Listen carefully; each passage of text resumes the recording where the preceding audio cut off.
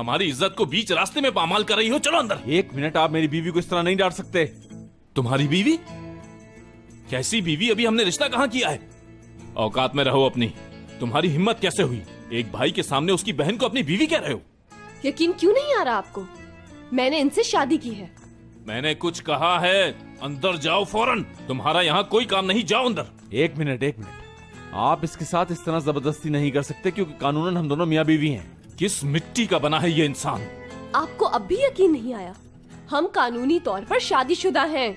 तुम पागल तो नहीं हो गई हो? हाँ? तुम कोई लावारिस हो क्या? तुम्हारा बाप और भाई दोनों ही मौजूद हैं और अपनों की रजामंदी के बगैर तुम किसी से शादी नहीं कर सकती। कान खोल के सुन लो। कौन मेरे भाई? कौन है मेरा बाप? कहाँ है? मुझे तो बिल्कुल भी याद नहीं कि मैंने आपको आखिरी बार कब देखा था।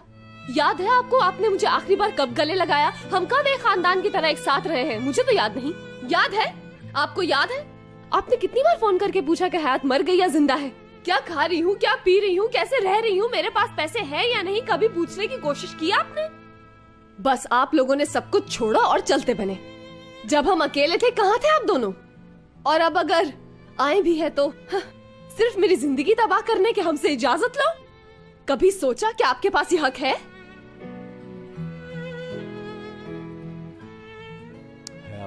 मैं ठीक हूँ, तुम जाओ अभी। रुको, 1 मिनट, 1 मिनट, 1 मिनट। समझ गया, मैं सब समझ गया। मगर तुम मुझे एक बात बताओ, ये जो शादी तुमने अपनी पसंद से की है, कि बाबा को कौन बताएगा? बाबा है कहाँ? कहाँ है वो? नहीं है। आप भी ये मान ले कि हमारे बाबा हमारे साथ कभी नहीं थे। हमारे हर काम में दादाजी सामने आए। हमारी छोटी छोटी खुशियां उन्होंने बांटी हैं। क्या आप दोनों मेरी बात आराम से सुन सकते हैं? हर मसले का सलूशन होता है। हाँ? और मुझे नहीं लगता कि तुम्हारा भाई तुम्हारी खुशी नहीं चाहेगा।